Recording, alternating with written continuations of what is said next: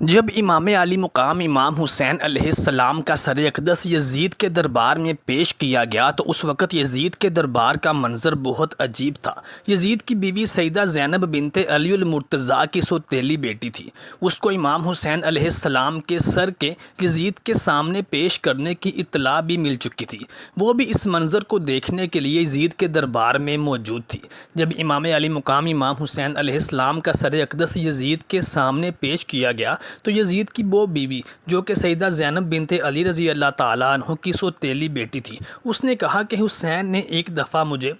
امام الانبیاء نبی صلی اللہ تعالیٰ علیہ وآلہ وسلم کا نواسا، ان کے کاندھوں پر سواری کرنے والا، ان کا پھول جن کو نبی صلی اللہ علیہ وآلہ وسلم جنتی نوجوانوں کا سردار قرار دے، اس کو بے رحمی کے ساتھ قتل کر کے اس کا سر قلم کر کے ایک تشت میں سجا کر اس وقت کے فرعون یزید بن معاویہ بدبخت کے سامنے ایسے پیش کیا گیا جیسے بہت بڑا کارنامہ سر انجام دے دیا گیا ہو۔ کچھ مستند تاریخ دان امام حسین علیہ السلام کی شہادت کو بنو امیہ اور بنو ہاشم کی پرانی چلتی آنے والی خاندانی رنجشوں کا اور عداوتوں کا ہی شاخسانہ قرار دیتے ہیں۔ اگر غیر جانبدارانہ طور پر دیکھا جائے تو یہ بات کسی حد تک درست بھی ہے، کیونکہ بنو ہاشم اور بنو امیہ کی خاندانی رنجشوں اور عداوتوں کی جڑیں اس قدر گہری اور مضبوط تھیں کہ مورخین کی یہ تحقیق حقیقت سے کس قدر نزدیک معلوم ہوتی ہے۔ اس بات کا اندازہ یزید کے اس رویے سے اور ان جملوں سے بھی لگایا جا سکتا ہے کہ جب امام علی مقام امام حسین علیہ السلام کا سر اقدس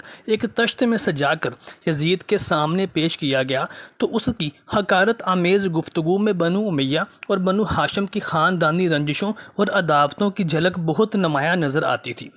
بنو امیہ اور بنو ہاشم کے درمیان دشمنی کی وجہ اسلام سے پہلے اور اسلام کے بعد کئی عوامل تھے۔ ان میں سیاسی رقابت، قبائلی عصبیت اور ذاتی حسد شامل تھا۔ اسلام سے پہلے دونوں قبیلے مکہ مکرمہ میں طاقت اور اثر رسوخ کے لیے ایک دوسرے سے برسر پیکار اور ایک دوسرے کے اوپر سبقت لے جانے میں کوشاں رہتے تھے۔ پھر نبی کریم صلی اللہ تعالیٰ علیہ وآلہ وسلم کے اعلان نبوت بلند کرنے کے بعد یہ دشمنی اور حسد مزید گہری ہوتی چلی گئی، کیونکہ دونوں قبائل نے اقتدار اور قیادت کے لیے جدوجہد کی تھی، اور جب نبوت ہی بنی ہاشم کے حصے میں آئی تو بنو امیہ نے حسد کی آگ میں جلنا شروع کر دیا۔ بنو امیہ اور بنو ہاشم دونوں قریش قبیلے کی طاقتور شاخیں تھیں۔ ان کے درمیان مکہ مکرمہ میں تجارتی راستوں پر اور اثر رسوخ پر اکثر جھگڑے ہوتے رہتے تھے۔ اسلام کے بعد جب نبی صلی اللہ تعالیٰ علیہ وآلہ وسلم نے اعلان نبوت بلند کیا، یہ دونوں قبیلے مسلمانوں کی قیادت اور خلافت کے لیے ایک دوسرے سے برسر پیکار ہوتے رہے۔ دونوں خاندانوں کے درمیان ذاتی حسد اور رقابت بھی موجود تھی۔ بنو امیہ کے افراد نے بنو ہاشم کے افراد کو کمتر سمجھنے کی اور ثابت کرنے کی حتی الامکان کوششیں کیں، اور اسی طرح سے بنو ہاشم کے افراد نے بنو امیہ کے افراد کو جابر اور ظالم قرار دیا۔ دونوں خاندانوں کے سیاسی مفادات بھی ان کی دشمنی کا سبب بنے۔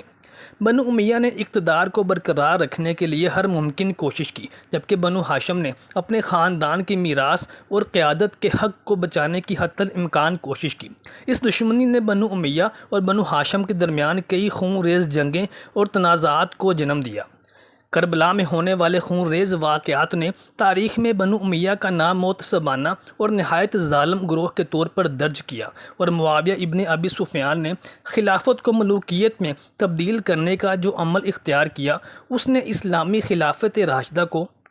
ملوکیت اور بادشاہت میں تبدیل کر کے رکھ دیا تھا، اور نبی کریم صلی اللہ تعالیٰ علیہ وآلہ وسلم کی وہ حدیث اور پیش گوئی سچ ثابت ہوئی تھی کہ نبی کریم صلی اللہ تعالیٰ علیہ وآلہ وسلم نے ایک دفعہ ارشاد فرمایا تھا کہ مسلمانوں کے درمیان نبوت اور خلافت راشدہ قائم رہے گی جب تک اللہ تبارک و تعالیٰ چاہے گا، لیکن پھر یہ دونوں ہی اللہ تبارک و تعالیٰ کی طرف سے مسلمانوں سے اٹھا لی جائیں گی، اور پھر فتنوں کا اور شورشوں کا آغاز ہوگا، اور فتنوں کا دور شروع ہوگا، اور مسلمانوں پر کاٹ کھانے والی ملوکیت مسلط کر دی جائے گی۔ جب یزید بن معاویہ ملعون کے حکم پر امام علی مقام امام حسین علیہ السلام کے سر اقدس کو کاٹ کر رسول اللہ صلی اللہ علیہ وآلہ وسلم کی بیٹیوں کے ساتھ قیدی بنا کر شام تک پہنچایا گیا تو یزید ملعون نے اپنے سپاہیوں کو یہ حکم دیا کہ رسول اللہ کے نواسے کے سر کو شام کے باہر روکے رکھو، اور شام والوں کو کہا کہ آج کا دن عید کا دن ہے، ہر شخص نئے کپڑے پہنے،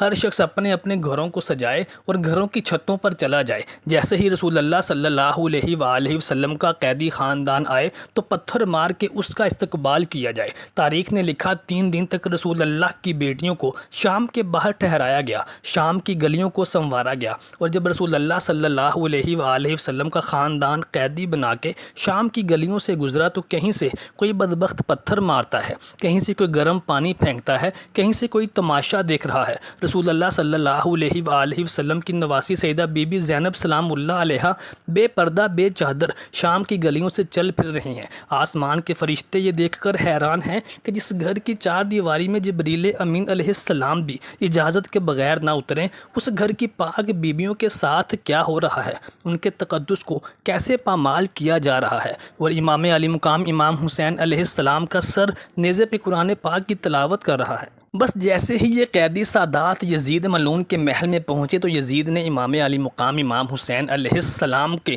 سر اقدس کو اپنے سامنے رکھا، ہاتھ میں لاٹھی کو لے کر امام حسین علیہ السلام کے سر اقدس کی توہین کرنے لگا۔ اس وقت یزید کے محل میں روم کا ایک سفیر بھی موجود تھا۔ اس نے جب یہ دیکھا کہ عجیب قافلہ ہے، بے پردہ بیبیاں ہیں، شرابیوں کا مجمع ہے، ایک ہی مرد ہے وہ بھی زنجیروں میں جکڑا ہوا ہے اور ایک نورانی سر یزید ملعون کے سامنے رکھا ہوا ہے، اس سفیر نے سوچا کہ کوئی بہت بڑے مجرم ہیں جن کو اتنی بدترین سزا مل رہی ہے۔ اس نے لوگوں سے پوچھا کہ یہ کون لوگ ہیں؟ کسی نے کہا یہ فاطمہ سلام اللہ علیہا اور علی المرتضیٰ کا خاندان ہے، اور یہ جو عورتیں تم دیکھ رہے ہو یہ فاطمہ سلام اللہ علیہا کی بیٹی ہے، اور جو کٹا ہوا سر دیکھ رہے ہو یہ فاطمہ سلام اللہ علیہ کے بیٹے کا سر ہے۔ وہ پوچھنے لگا کون فاطمہ؟ یزید کے وزیر نے کہا فاطمہ بنت محمد صلی اللہ علیہ وسلم۔ پھر اس نے پوچھا کون محمد؟ وہ کہنے لگا محمد اللہ کا رسول۔ وہ چیخ کر رہ گیا، وہ حیرت سے کہنے لگا یہ خاندان تمہارے نبی کی بیٹی کا خاندان ہے،